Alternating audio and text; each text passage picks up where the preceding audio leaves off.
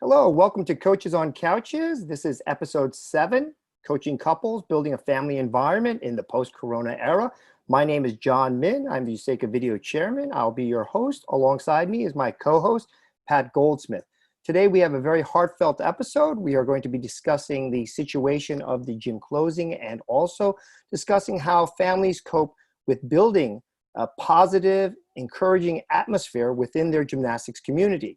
Where luckily we have a great audience and we have great guest panelists. We have representatives from 4 wonderful gyms. First, we have representatives from Everest Gymnastics, New Jersey, Jen and Matt Shriver. Good to see you guys, as always.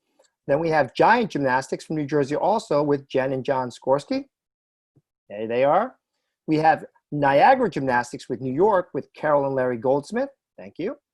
And then we have Stallone Gymnastics from PA, Gina Stallone and Marty Emmerich. And it's kind of interesting because we all are kind of geographically in the same area. And as many people know, the New Jersey, New York area has been one of the hotspots of the coronavirus. So definitely there is going to be a lot of discussion on that topic as well. Once again, my name is John Min and my co-host is Pat Goldsmith. A couple of quick rules. Just please, if you are an audience member, just make sure that your audio is on mute and your video is off. It helps with the streaming, and that way we can hear our guests loud and clear. And a real quick shout out. Next week, we have Advanced Bars, Blast Off from Bars 2. Next week's episode includes Xander Arthur, Ryan Roberts, Steve Arkell, and Craig Zappa. So please join us for that as well. All right, so we're going to start off our episode. So once again, thank you so much. As many of you have figured out, all 4 of these wonderful gym owners and coaches are married to each other. So good or worse, they actually are family members. They're also working members, they're colleagues, they're owners. So it's an interesting chemistry. And in my humble opinion, I've actually been to many gyms as a coach. The first gym I started with was a couple, Dr. Dave Fagley and Kathy Fagley. And the gym I spent the longest time with was at Parkettes with Bill and Donna Strauss, also married couples. And just from my perspective, I've always found that gyms run by the dichotomy of the male, female, and the couples or the family definitely has a stronger environment of coaching. Those 2 were the only elite gyms I was at. At other gyms that I did go to, that weren't couples. They were, not elite gyms or high-level programs. I also spent a short time at Redding's Gymnastics, where also Dave Reddick and his wife were running the program. So let me ask first, I'm going to head over to Larry Goldsmith and Carol. Did you meet through gymnastics, or did you already know each other somehow otherwise and just said, hey, let's go open a gym together? So how did your genesis start? Well, we knew each other through gymnastics because we were from the same town, but we weren't from the same club. And I purchased my gymnast from Kathy Gleason, who was an Olympic gymnast, and Carol was at another gymnastics club locally, but then that went out of business. So then she came over and started coaching with me. And so that's how and then after a period of time, we wound up getting involved and wound up getting married. I call us lifers. We both were gymnasts as children, gymnasts in college, coached teams, and then coached together, and then got married and had children, and all our boys also work at the gym. You can definitely see the sport is multi-generational. How many facilities or work areas can you go in and you can literally see the grandchild, the parents, and literally the grandparents all working together, either coaching or having their children involved. It's amazing. I'm going to go next to Gina and Marty, and tell me your genesis. I was working at a gym, and then Marty was hired, and he came along, and we were just friends, and it just blossomed from there. But I find that most gym owners meet in a gym. There's really not a lot of time to do anything else. You're mainly living in the gym, so I find that you meet them through the sport of gymnastics. All right. I'm going to go next to Jen and John, if you don't mind. Unmute yourselves. Thank you. I would say I hired Jen. I actually met Jen at a North Stars compulsory. This is the old North Stars. And I said, yeah, you should come work for me when I was working at another gym. And a couple months later, my boss, we needed another coach. There was a resume, my who I should hire, and her you should hire. And when he said that to me, I said, wow, like how upfront and almost obnoxious that is to say that to me. But I was looking for a new position within gymnastics. And when I saw the job listed, I said, well, that's kind of weird because I believe in science and just lie and see what happens. And so we ended up working together a couple of years at that gym before opening up our own, and the rest is history from there. Thank you so much. Let's go next to Matt and Jen. Oh, well, so we had met through the coaching circuit for years. We never really talked. We just hung out with the same type of people, obviously, because we spent every moment of our lives in the gym. But we actually first spoke to each other because at a state championship meet, I was young and rebellious and refused to wear shoes. And the meet referee came over to me and tried to force me to put shoes on, but it was because of this guy right here, because he said, you know, it's in the rule book, you have to kick her out if she doesn't put shoes on. So that's how that started. Yep. And then we didn't speak again until years later, and he did not show up to a state meeting, but came to the after party. And, I thought he was completely out of my league, and but he started talking to me first, and then he actually followed me to Philly to help on one of my friend's film sets, and it started there. Yeah, started dating then. Wow, actually, those are 4 great stories. Meeting through the world of gymnastics, because as a single coach, still, I know exactly how difficult it is to have a social life. Actually, I once had a relationship with a young woman who said basically she wanted me to quit. She said, I can't handle not seeing you on weekends and evenings, so either you give that up or you give me up. And she probably can guess what decision was made. So gymnastics has always been in a family environment. I mean, every gym that I've been to, let's say in the earlier parts of my life, there was always activities with the kids. I mean, we almost treated the children as like our surrogate family. But of course, now as things have changed and evolved, it's almost like we're trying to be more like they're just clients. I'd like to talk to Larry and Carol, because you've seen a lot of years in gymnastics. How do you see the change? Do you think it's better or worse, or in general, how are your feelings on that? Well, it has changed. The environment of the parents and their involvement has changed. You have some good people and you have some people that are difficult to deal with. But I still try to think that people are basically good. There's a lot of nice parents that we have really enjoyed working with. I don't ever become friends with the parents because I've done that in the past before and then it's turned out bad. So I treat everybody with a professional attitude and try to understand that their child's best interest is at heart for them and for myself also. But I don't have them over to my house and I don't see them socially. And we try to have kind of like a family atmosphere with the girls and the teams. We did a big sister, little sister event this year, and where they did trunk or treat, and then we had a Christmas party, and so that we were trying to improve the cohesiveness of all the girls who look up to them, but now they have one that they can go to if there's a problem or a concern or a fear. And that was very, very good, very well received by the parents. Yeah, luckily, internalizing the family environment is still, positive. Like you said, making little sister, big sisters, doing activities within the girls. It's more, of course, lessons between the coaches and the owners and the children themselves directly. And like you said, it's on the prudent side to maintain a professional relationship, of course, with your parents, even though some of them may have been with you for many, many years and shared some things. Because in film, we call it the fourth wall. We never want to really break that wall. The film set is the film set, and the filmmakers are the filmmakers, even though without both parties, you can't make a film. So that's very prudent advice. I'd like to talk to Jen and John next about the same issue. If you can unmute yourself, you got it. Yeah, so it's it's actually been, the family thing is what we've always wanted to build, but it was really a hard thing to start. You know, we started in our early 20s and no kids, and that was always a big thing. How do you know? How can you do it right? You know, you haven't experienced that yet. And even after, you know, 15 years of doing this part, it's still a objective look into a family.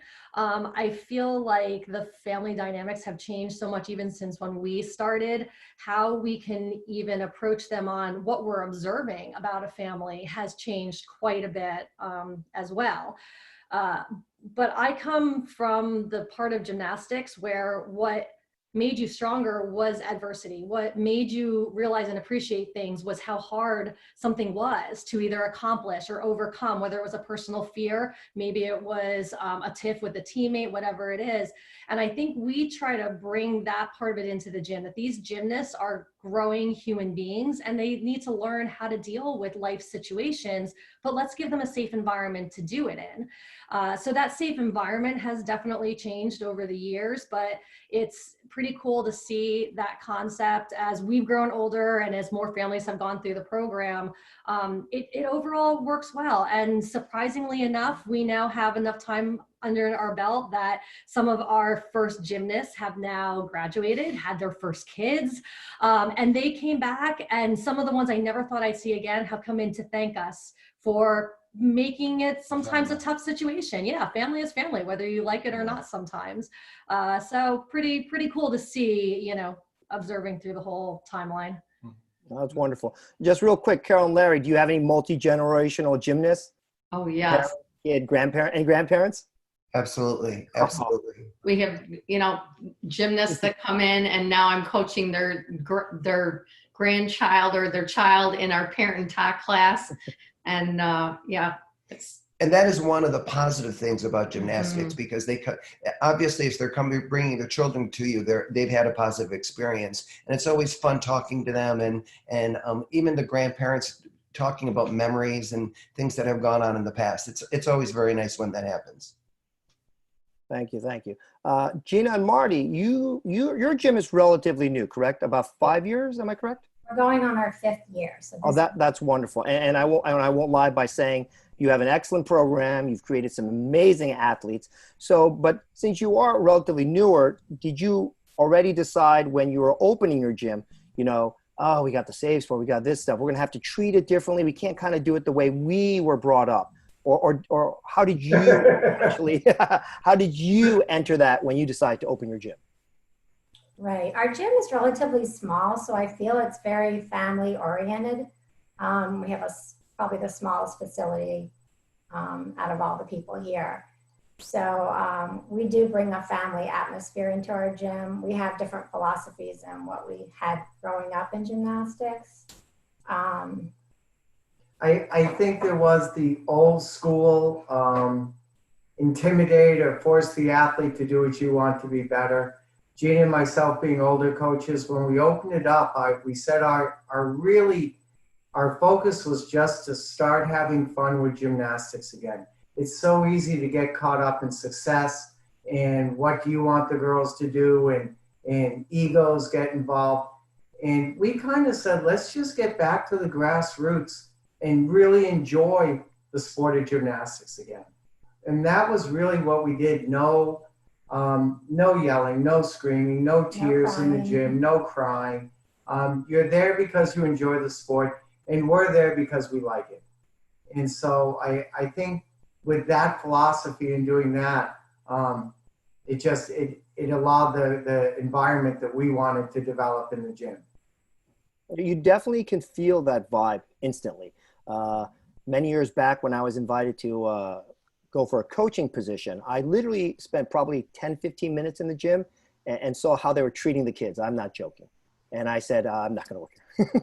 So it's unfortunate that there is still that mentality of basically, I hate to say it, almost like a taskmaster or a drill sergeant. You know, basically drop to 40, you don't question, I don't care if you're right or wrong, that kind of attitude. And as you can see, you know, gyms and coaches who are doing that method are getting kind of weeded out. So we definitely have to be careful in that environment. How about you, Jen and Matt? We foster a family atmosphere by accessibility. So no matter what level coach you are, or if you're the owner, you're accessible to a parent to talk to. Also, every coach teaches rec, no matter what, at Everest. So if you're, teaching whatever high level boys or girls, you teach at least one rec class. That way the parents see how accessible you are, and if people want to be in that class, also, you're not just separate from the rest of the gym. But yeah, we were very similar to the Stallones like that. Yeah. I know, John, I've talked to you about this when we were first opening. We're very into injury prevention and having fun. The kids work harder when you're having fun. I work harder at work when I'm having a good time. I don't like being forced into doing things. I want to do them. Yep. And there's no yelling or anything in our gym. We've actually had cheer teams come in and want to rent space and pay a good amount of money. And I tell them, like, you're not going to scream at your cheerleaders in the middle of the gym. And they go, oh, then we're not going to work out here. Yeah, they literally turned around and walked out. It's the craziest thing I've ever seen. So you're saying you want to scream at kids? Like, what are you doing? Like, okay, bye. They're like, we like a stricter environment than that. I'm like, you can be strict without yelling. There's no. So accessibility is a big one. We make the time, and like I'm sure all of you do, to just, if someone has a concern, to do a one-on-one or give them a courtesy call. Yeah. And our coaches too, obviously. So. Yeah, Matt and myself, like, we really make a point to, at least one of us knows every single kid that walks in that gym. We know their parents. We might not know their names, but we know the kid when they walk in. We know their parents and their family when they walk in. We know what sports their brother or sister do, because we're trying to find other ways to bring them into the gym too. Walk around and say hello to everybody, things like that. That's wonderful. Now, as we know, being a couple, of course, being a family and running the same operations, there are pros and cons. Now, you could say one of the pros is that you spend a lot of time together. And you can also argue one of the cons is you spend a lot of time together. So in some ways, how do you see the pros and cons, and how do you balance the time? I'm going to go to Jen and John. Could you? Yeah. That's why we have two gyms. We separate. I think the hardest thing was when we first started, we both wanted to do kind of everything. And then probably 6-7 years into it, then we really delegated to each other what we're each responsible for. And you have to ask yourself what's best for the business with anything. And because we're both hard-headed in what we want to do, because that's why I want to be business owners. Yep. And I will say it definitely helps, because I'm more of the one on the floor dealing with all that stuff. I'm not allowed technically to deal with the customers, because I may say something wrong. He's very honest. I am very honest. And how we run our gyms, we run our gyms a little different, which is really good for us. So we have gym managers at each gym. So me and Jen will discuss everything, but then she talks to all of them to see what we want to do. So it's not miscommunication. So I think that's within the employees that we have. That's great. So you have delegations and you kind of have your individualized roles. Yeah, and we're split. So I'll try to be at one place when they're not. So that helps. Avoid each other. Physical space as well. Yeah. Good. All right. Let me go to Larry and Carol. So what are the pros and cons, and how do you manage working together? Well, when we first met, we became like best friends, and we were dating other people, and then we wound up getting together and getting married, and it really has helped us in the long run. We spend an unbelievable amount of time together, and we really get along absolutely fine. We're both teachers, and we think of the child's best interests at heart. I don't like to talk about gymnastics nonstop, and when I come home, I don't like to talk about gymnastics. She likes to talk about gymnastics 24/7, and sometimes I just have to limit that, because there's just so much gymnastics you can talk about. But also early on when we had our children, I taught adaptive phys ed for 33 years. And so I was teaching during the day sometime, and when I took off to raise the kids, I was coaching at a high school locally. So he would have the kids while I did that. And then we'd see each other and pass him off, and I'd take him in the evening. And I worked a couple days at the gym, and then he'd be away for meets and I'd be home. And then if I was judging, I'd be away for a meet and he'd be home. So we balanced it. And I think being from a gymnastic longevity, a great background, we love the sport of gymnastics. We understand it. We understand how you have to balance it in order to maintain a good relationship. Wow, that was good. Thank you. That was excellent. Gina and Marty, how do you guys balance it, and what are some of the pros and cons? Well, we really enjoy working with each other. Which We is have no proud. balance. But balance, I think we're still trying to figure everything out. With the class program, I think we divide and conquer. I'm more the front desk and in the gym a bit more. He does a lot of the books. With the team, we work together. But it's all And it's just different being a new business. With a new business, I think to some extent you want your hand involved a little bit with everything, because you want to know all the aspects of the business. So when you do delegate, you know how you want it done and how much time it takes and what job you're asking somebody to do. we haven't delegated yet. But the first few years, and I knew it, I realized it going in, and we get along great. We honestly, there's no arguing, there's not fighting. There's also, I think everybody's talked about finding, Balance. yeah, well, who's better at doing what aspect of running the program? And I may have suggestions, but kind of stay in your lane.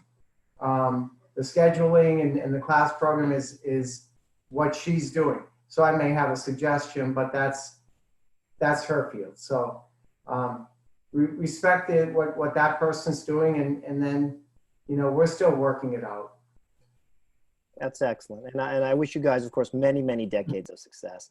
So I'm going to slightly alter topics, Jen and Matt. Since you are together in the gym a lot, and coaches sometimes have differences of opinion or might butt heads, how do you guys deal with it when you disagree over something, or basically you get in a fight? Or That's a really good question.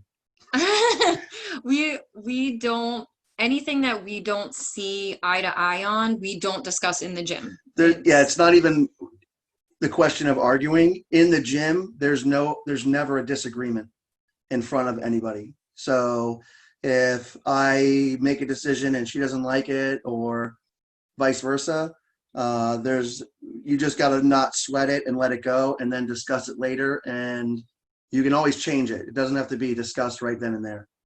So yeah, that's how we deal with disagreements, and we compartmentalize as far as, you know, running the gym. I coach a little higher level. Jen's really good at developmental and form and stuff like that, so she takes care of that. I get a little bored with that, so she does that. And then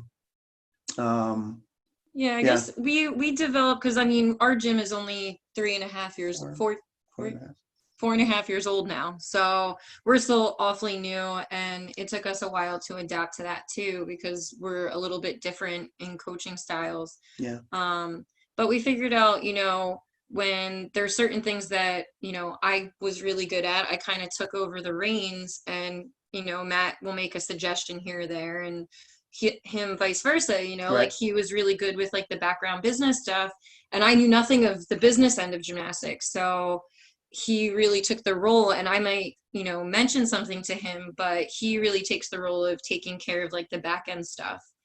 So, but we always discuss everything before it's finalized. Sure. Yep. what percentage do you think at home do you discuss gym and gymnastics? Oh my gosh, I'm a nonstop gymnastics talker. It's a constant topic, but it's always in the background, always. But that's part of being, I think that's if you're any kind of a business owner, if you own a 7-Eleven, you're probably, you know, there's a discussion at home about stuff that's going on, whether it's a staff member or, you know, a client that isn't up to date on their billing or whatever. You know, there's always something to talk about. But like I said, compartmentalizing your life too. You know, I worked over at Surgeons for 17 years, and DJ Surgeon's one of my best friends and my boss. And at one point he was my landlord. So it was like we compartmentalized 3 different relationships, you know. And when we went out, like if we would out, we never talked about the gym or like Yeah, you have to anything switch like your hat. so. You're, like, Compartmentalizing that relationship is super important. Like I if think. we're home talking about gymnastics and I'm watching, elite gymnastics on TV, we're not talking about the business end of gymnastics. Like we switched our hat, we're having fun and watching and seeing different skills. If we're talking about the business, well, now I have my business owner hat, and that means we're talking about whatever that kind of stuff was. Make an But, appointment. yeah, yeah, pretty much. Matt has to shut me up about gymnastics sometimes. So he's like, it's not the time. Okay. Very good points. Very good. Larry and Carol, you actually have your children who also work for you. So, of course, how did you end up balancing raising your children while coaching? Because, of course, coaching takes long hours and you're away weekends. And then when they started coaching, do you find that you treat them a little differently than your other employees, like a little tougher, or how did you balance that? Well, it's a complicated scenario. And when my children did gymnastics, because we have all boys, if one of my sons didn't do well in an event, a meet, then the whole team did a lot of that the next week. And so that's just one of the pluses with it. But how they started working for us just really evolved. It wasn't something that we were forcing on them or anything like that. And it really has worked out well. And they all have their own lane that they're doing. And it's turned into a family business, and they're doing a great job. And it just seems to be working for us. And we kind of have these weekly meetings. We call them the dream team. And there's another guy that's involved with that as well as our sons. But we sit down and we discuss topics and we get their opinions and ideas. And I think that it makes each of them feel valued, and their opinion is important because ultimately they are going to run the business. Absolutely. And they have become instrumental at this time. The oldest son, Pat, he is just a Zooming like guru. He's unbelievable with that. He's doing it 5 days a week. Sean has been helping he's the middle son. He's been helping with some of the Zooming and a lot of the financial stuff with Larry, and filling out and doing new ideas for cameras and all the stuff. And then the youngest son, he is he's a weightlifter. So he's involved with some of we just got all this new weight equipment that he carried in, and he's a great teacher and he has helped out. But all of them have been in at least a little bit of the Zooming and videos. The videos we don't charge for. The Zooming this month we've charged half price for teams, and they have been, a lot of people told me what a wonderful, wonderful job. And I've only been on one. So it's exciting. So they all have their own aspects that they bring to the table, along with another guy that works for us, Dan. He does a great job too. Really good. So it's good that we can like feel comfortable and confident of eventually turning the business over to them. Has there ever been a situation, and forgive me for prying, where something went wrong and you almost want to fire one of your sons or reprimand him seriously?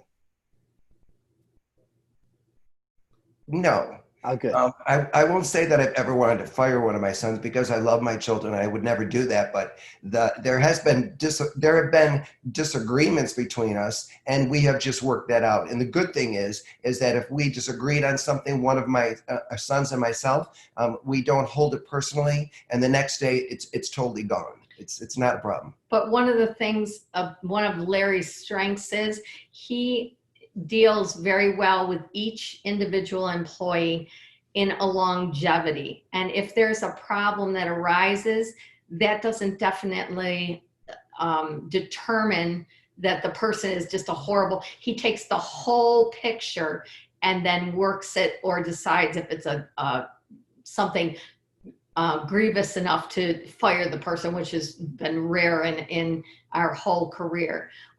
He looks at, and he's a very good manager with the employees. Thank you. Thank you very much. I'd like to go next to Gina and Marty. In addition to, of course, raising children and running your gyms, your daughters were also gymnasts. So you're also coaching them. So in addition to just you two being in the gym and at home, you also have the daughters and you're going to meets. How was that as a balancing act? I hated it. It is very stressful. You know, you present this calmness, but really your heart. It gave me a whole new level of understanding for what it's like for the parents to be watching their child. And I mean, we were there with our daughter. I know some parents have had difficulty coaching their own children. I don't think we ever did. She's in college now.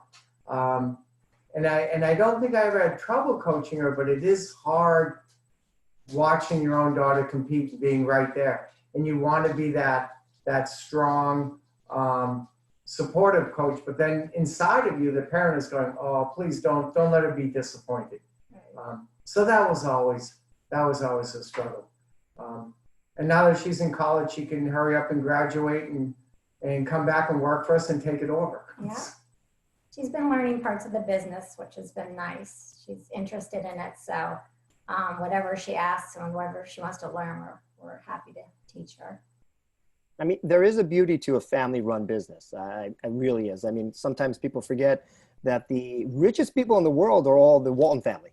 And if you actually look at what Sam Walton built and all his children and everything, basically all his children are still involved in some ways or another with the Walton Corporation. And many other corporations are like that have grown and blossomed. And many of our most successful gyms have been that way too. I'm going to go to Jen and John next, and we're going to move on to now reopening. All 4 of our gyms here, all the owners here, their gyms are closed, and they're still awaiting the phases to reopen their gym. So in some ways, how do you see reopening? Do you find that it's going to be difficult to reopen? Are you worried about student enrollment coming back? Are you worried about the coronavirus? Basically, what troubles you the most about the reopening? Not having definitive guidelines, not knowing what will actually come next or what's expected from us from day to day. I am a complete logical planner. Everything has to be ready to go. The what ifs, plan A, B, and C. And for the amount of times I have been thrown to my butt through this whole thing has taught me you cannot have a plan right now. You really need to go with the flow. But it's funny because of all the things, you know, the virus actually didn't hit our area as nearly as hard as other parts of New Jersey. We've been very fortunate that way, though we do still know people who have had it and struggled with it. But all these different concerns and the opening up and will the people come back? Every time I reach out to our customers and our staff, I am still amazed at the support, the love, we got this, we're right there, we can't wait to come back. It's every time I start to doubt that, I am reminded by the family we built around us, it's going to be okay. We're going to be there afterwards, and it's worth fighting for that, you know? So I think all of those things have been a concern on our mind, but they're in check day to day because of the people that are around us.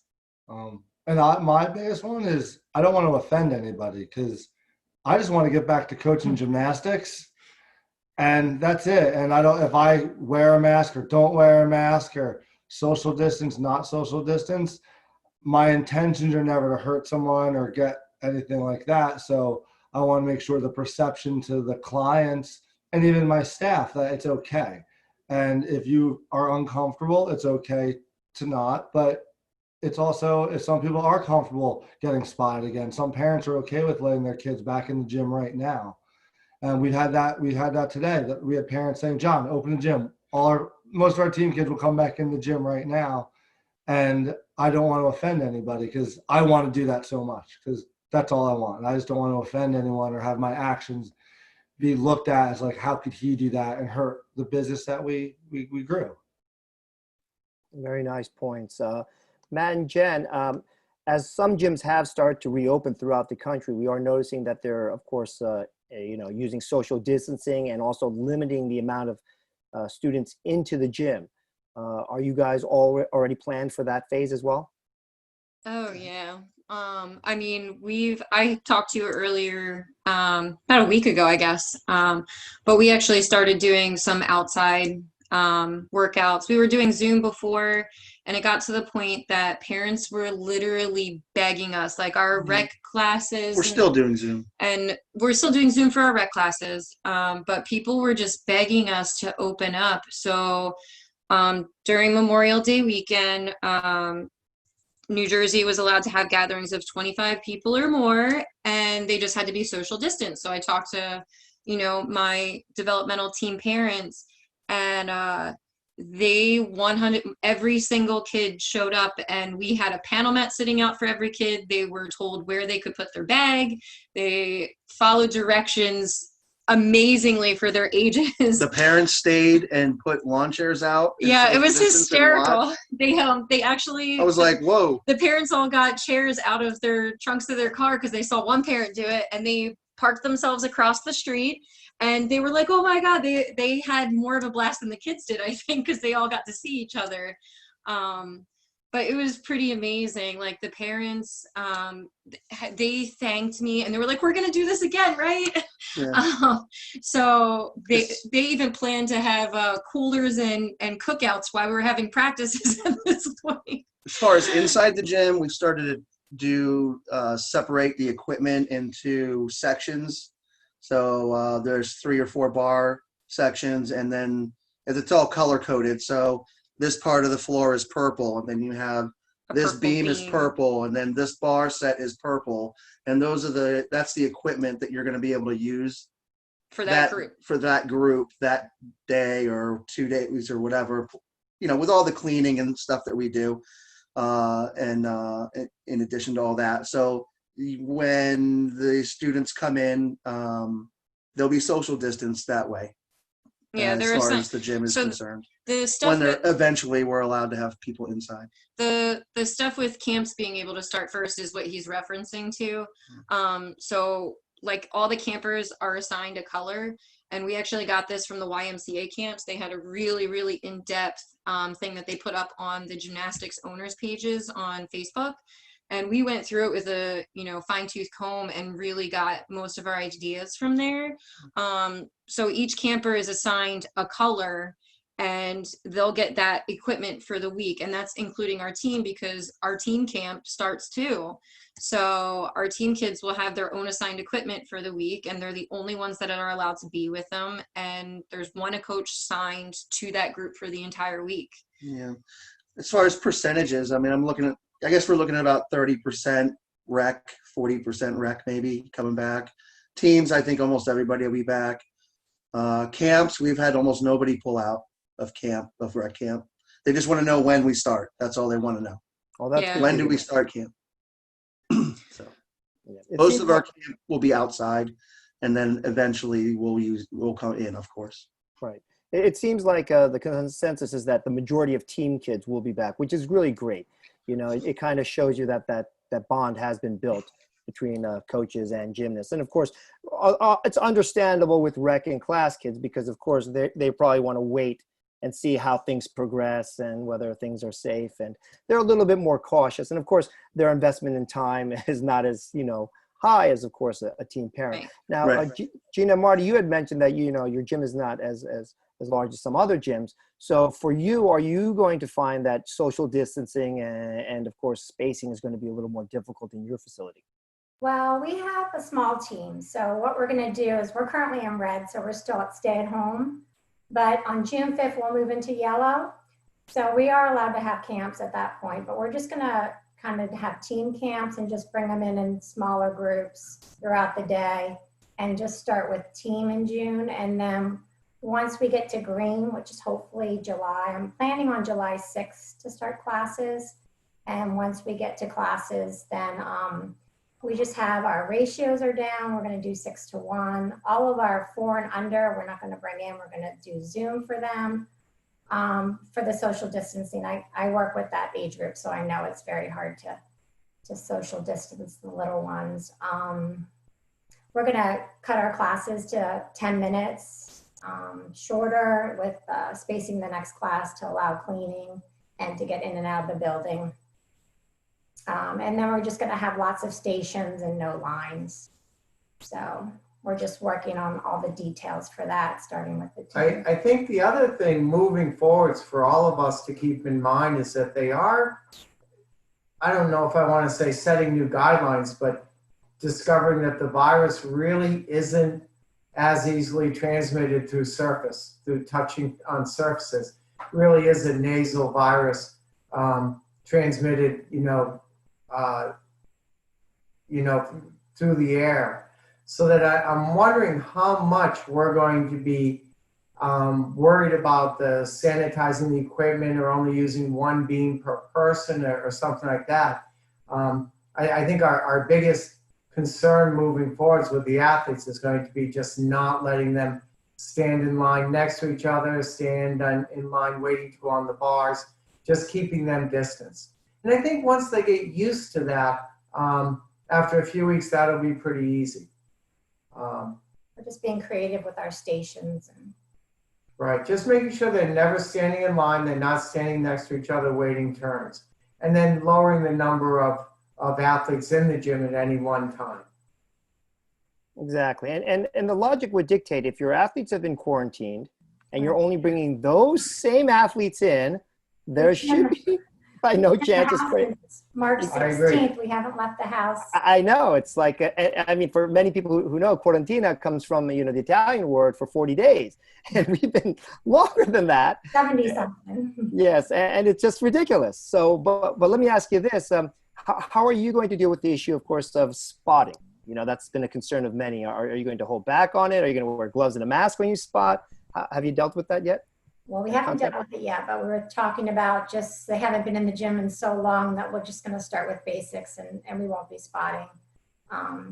And then we'll cross that bridge as. There are things I think, minimize the spotting as best you can. Obviously, we won't start out saying I'm going to spot you on 2 sets of 5 kip cast handstands.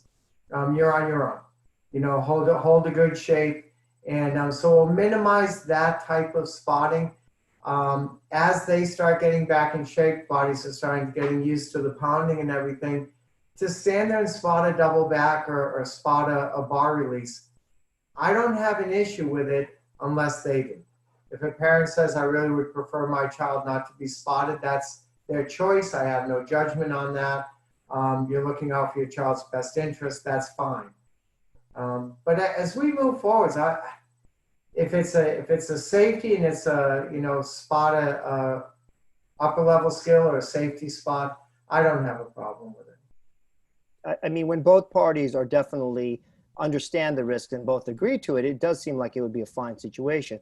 But unfortunately, all our state governors think that we are not mature enough, responsible enough, of course, to make those decisions at this moment. Certainly in classes, we will emphasize trying not to spot many skills. I won't line a group up and have them put through back walkovers or spot them, use the barrel, use more progressions. We're going to have to be more creative with our progressions.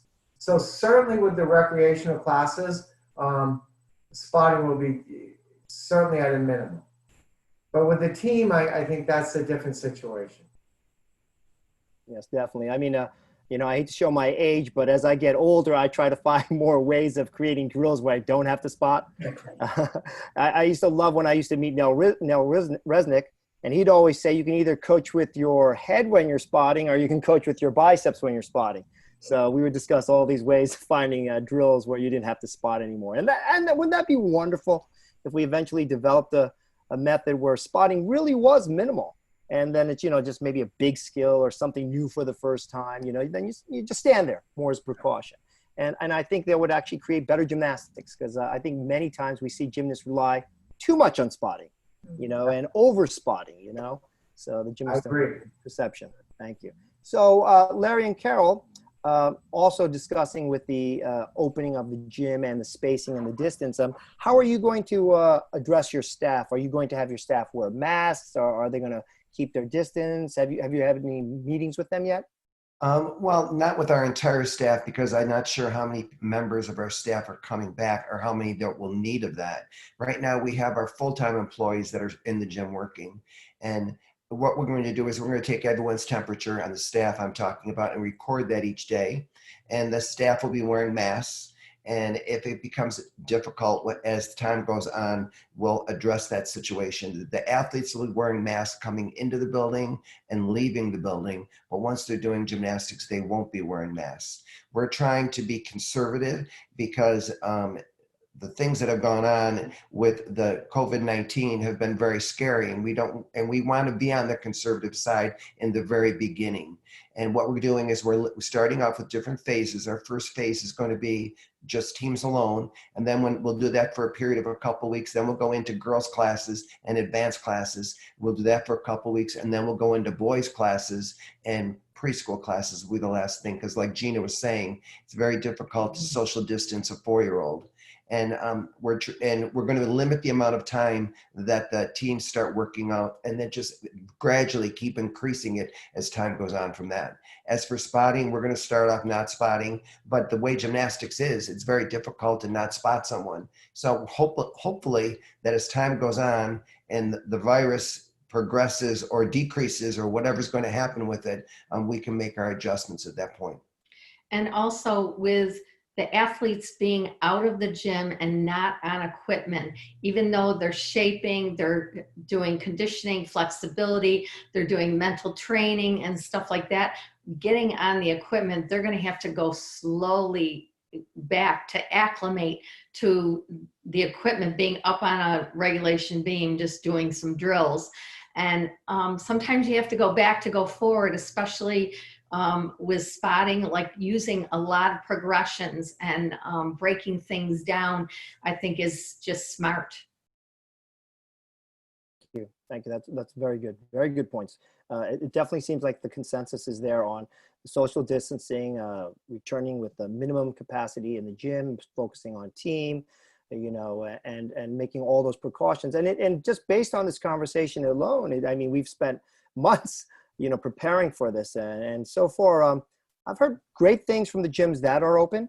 I hear the kids are feeling wonderful. I hear they're making progress. I haven't heard of any outbreak of coronavirus in any gyms in other states. So hopefully our situation will be very similar to that soon. All right, I'm going to go back to Jen and Matt.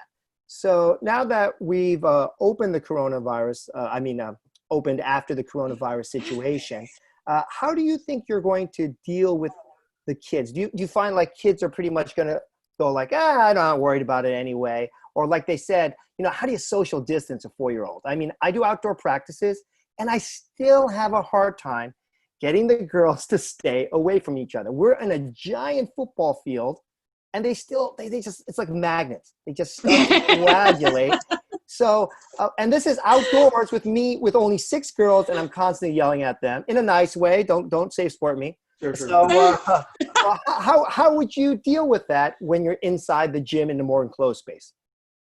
I mean, we've decided on using markers on the floor and such, just like we did outside. Our panel mats for the girls were all set apart. I only had one instance of one of my younger ones, my 7-year-old. She just kept moving her panel mat a little bit closer to her friend, and I'm like, stop moving the panel. And she wasn't doing it intentionally. She's just a lovey-dovey girl, and she just missed her friends. And but that was really the only, and I explained to the kids, and this is what I think we're going to have to explain to the kids when they come in, is that if we can't stay apart, we can't stay together. And I mean, that's what I told the teen kids. I said, if you don't obey the rules, like you can't hug each other, we're going to air high five. We came up with our own team air high five, and they kind of got a little bit happier when we kind of made that their own. But yeah, I think over time, kids are resilient, and people have short memories. And I think 6, 7, 8, 12 months down the road, if coronavirus, we all get used to it and it kind of goes away, which I'm assuming it will, because every other H1 virus has done that. We'll become immune and the kids will go back to normal, basically, is how I feel, As for specifically the preschoolers, we weren't planning on bringing them back Yeah, yet because like we said, like they're not going to stay apart. It's just they're kids that young don't really understand that. And and like we said, like we're a very family environment. These kids come into their classes. They've been in classes with their little group mates since they were 2 in mom and tot classes. So they run up to each other and they're tackling each other with hugs, and they're not going to understand if we tell them to stop. So we kind of decided to hold off on doing that until it was the appropriate time. Yeah. I mean, of course, everyone's going to do their best right away to social distance and strict hand washing and, what's the gel? Yeah. What? The gel. Oh, hand sanitizer. Hand sanitizer, and we're going to be wearing masks. But over time, I feel like the numbers are going to go down, and people will start to. People have already started to relax. I mean, we are not in a hard hit area either, and people are begging to come into the gym. We're like, no, and I feel like over time, the kids will just go back to normal. They'll just be normal kids again. And we're going to make a point to let our clientele know also that we're not a surgical site. It's not going to be 100% that there's no germs in our building. There's no way to guarantee that. So I feel as long as we let people know, like, if you feel comfortable, we want you back. We're going to do all the precautions that we can possibly do, follow the CDC guidelines and whatnot, but we can't 100% guarantee that there's never going to be a virus in our gym. You can't at your job. She works in the medical field and she was exposed. Yeah. And then they didn't even test her. They just said, "Oh, you were wearing all your PPE? Okay, never forget it." Yeah. Yeah. That was crazy. That was nuts. I also work as a medical assistant part-time, and I work in a GYN office, and I was exposed to a COVID-19 positive patient. But I was, wearing all my personal protective equipment and, did the proper hand washing, and I had no symptoms. So they were like, "Well, we're not testing you." And I was like, "Well, that's fine, but I just want you to know, I don't want to carry this to other patients." And they were like, "No, you're only at medium risk. It's okay. And we're not going to test you unless you have symptoms." And I said, "All right." They essentially didn't want me to call out of work. I think that's what it was. They thought she was trying to get out of work. She's like, "I'm not trying to get out of work. I just want to know if I can get tested." Like, no. No, it's definitely. I definitely believe that contact, affirmation, affection is critical, especially for kids. I don't want to sound corny, but I bought one of those hand grabbers. This isn't it, but basically, I stuck a glove on it, and I will still try to. I use it to high five my gymnasts outdoors because it's like I don't like the air high five. I don't, or this. So I actually use it, and I actually tap them on the shoulder, and they get a kick out of it, with the. That's hysterical. Thanks. Well, I try to make it. Like you said, I try to make it fun. I do. I don't think of myself always as just a coach. I like to think of myself as an educator, a role model, and I hate to say it, an entertainer. You want to entertain those kids, so it's an important aspect. I'm going to go to Gina and Marty, and then I'm going to go to each one for some final closing statements. Gina and Marty. What about the aspects of the variables like chalk and water bottles and snacks? How are you going to regulate that within your gym? If you can unmute yourself. Thanks. All right. What we're doing for chalk is they're going to bring in either an individual Tupperware container, or we bought the 2.5 gallon Ziploc bags. So they'll bring that in. We'll give them chalk, and they'll use that. I don't know how long that will last. We've never done this before, but they'll do that. They're going to bring in their own water bottle as well. And then also, like, sometimes they use rags. Anything that they used to use that I had around, they're going to have to bring individually with them. What was it? Yeah, definitely. I'm sure we're not going to go to the extreme where they got to bring their own Yurchenko pad, right? Right now. No, I mean, we have hand sanitizers everywhere. We have everything everywhere. So I don't know. We're going to do the best we can. After that group is done, we're going to disinfect everything. We get half an hour after the first team group for the next team group, and we'll just clean everything up and do it again. It's difficult to say, but some scientists actually believe that if you create two germ-free an environment, Right. You actually produce kids who are not going to actually learn to develop and fight these germs, and they actually become more susceptible later on in adult life when they're not building these immunities and resistance. So it's kind of ironic that in some ways we might be doing more damage, especially if certain kids are allergic to the chemicals or have reactions. We actually had one girl, when we were trying to clean everything down, she actually had a bit of a reaction to all the Lysol spray that was on the mats before we closed down, and she can breathe and stuff. So we definitely have to be careful how much we clean the gym and to what extent we are putting chemicals in the gym. So it is going to be a very interesting situation. The other thing that we're doing, and I don't know if the other gyms are doing this, we do have developed a separate coronavirus waiver, and it's basically stating, one, that your child's aren't showing any symptoms and you're sending them in. But the other thing is that the acknowledgement that while we will meet or exceed all of the CDC and Department of Health guidelines, our gym will not be perfectly germ-free. The possibility will still exist of you contracting the coronavirus. And there's an inherent risk in coming to any place. There's a risk going food shopping or going to Lowe's. But you have to accept that risk. We'll do our best, but you're going out in public, and that's something you're going to live with. But we are having them sign a separate waiver, acknowledging that. That's very prudent. I think we're all going to have to reevaluate, our logistics, our legalities. Of course, we've heard horror stories where, some insurance companies say, oh, we don't cover COVID-19, or, cases where people are saying, oh, I got sick through your eating establishment, I'm going to sue you. So definitely that is another aspect. And unfortunately, there's always going to be those few that try to take advantage of the system and might not be as reputable as they should be. All right, so we're going to start doing some closings for each of the wonderful couples who have joined us today. I'm going to go to John and Jen. So real quickly, first of all, so do you think gymnastics will return back to normalcy eventually and be fun again for the kids?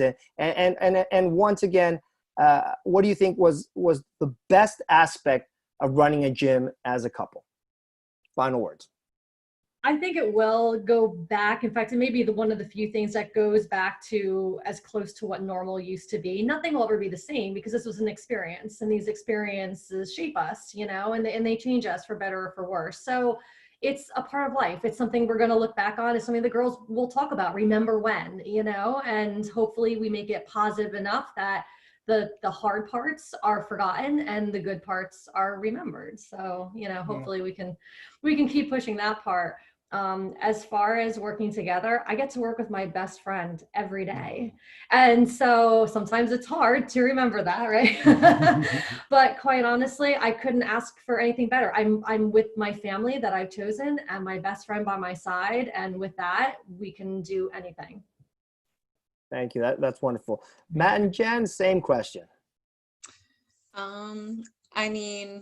Yeah, I definitely think gymnastics and all the other sports that we have surrounding our gymnastics will definitely come back. Like we said, we've had parents, just begging us email after email, when are you going to open? Like, how are you going to open? And, that's like our Ninja Warrior. That's our adult fitness. That's our cheerleaders, everybody. They all seem to have a positive outlook on us coming back and, getting back into the swing of things. We do have some parents that, have told us that, hey, we're going to wait this out. We really want to, wait till it's perfectly safe. We have so-and-so at home who's sick all the time and whatnot, which we told everybody, you have to do what's good for you and your family. So I do think it will eventually go back to where it should be. How could it not with the way gymnastics is? Like I said, I eat, live, breathe gymnastics since I was a little kid, and I don't think I could ever get away from it. And a lot of the people in our gym are the same way, with all the different activities we have in the gym. As far as the best thing about working together is we actually get to spend time together. Before we were coaching together, Matt was working an hour north coaching at Surgeons, and I was working in Philadelphia an hour south.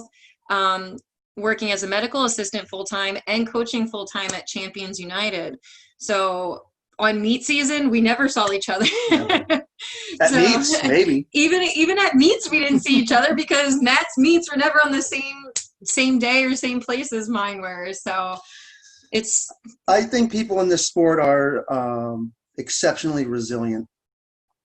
Coaches, even on the rec level, you know, and I think that given enough time, everybody will be back, and we'll all be back in the gym working hard and being together again. That's how I feel. I have a very positive attitude for the future.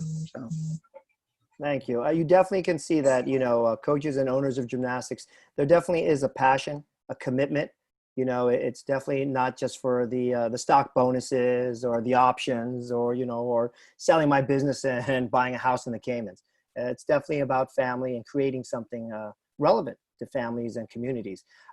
Larry and Carol, same question, but also I want you to, if you can, address any young couples out there who are thinking about, hey, maybe we should open a gym, and what advices and do's and don'ts you would recommend to them.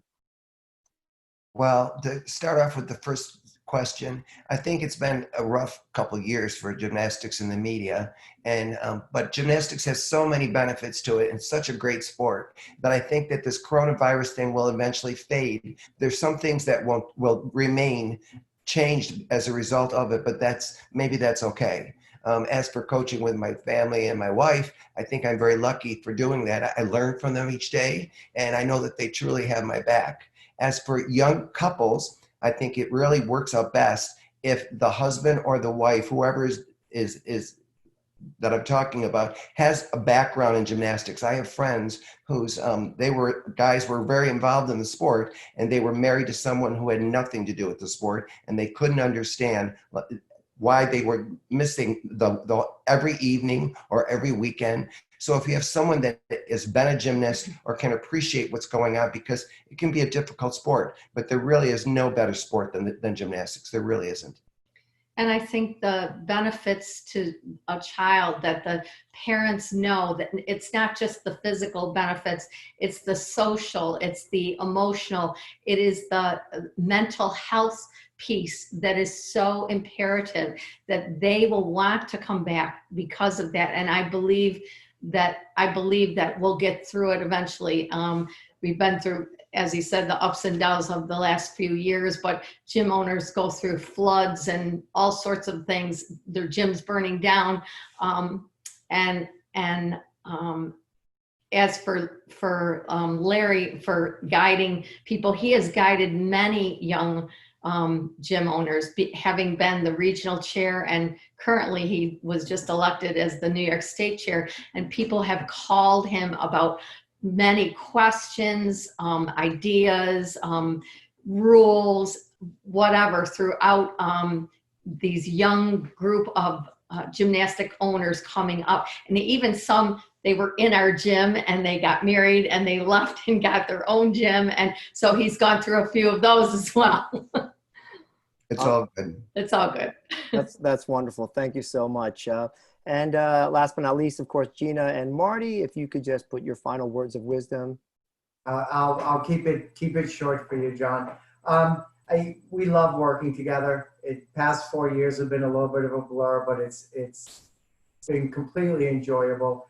As for the sport, I think we will return to normal. I think it might be a little bit of a new normal, but I think with the passion for the sport and the love of coaching, and the kids are resilient, and they're going to want to get back to normal. So I think we will see our sport rebound. And on a personal note, just want to thank you for providing the Coaches on Couches. I think it's been such a wonderful series.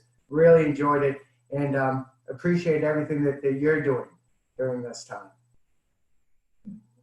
Thank you so much. That's wonderful. And once again, I am very blessed to know people like yourselves. And once again, thank you so much for appearing.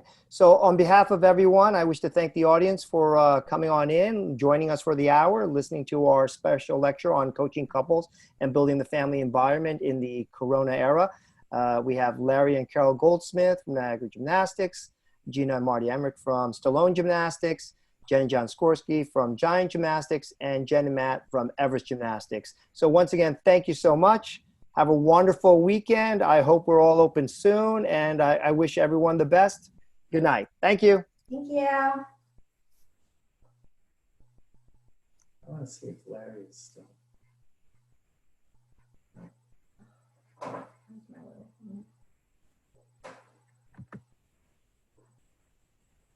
Once again, thank you so much for joining us on Coaches on Couches, Episode 7, Coaching Couples, Building a Family Environment in the Post-Corona Era.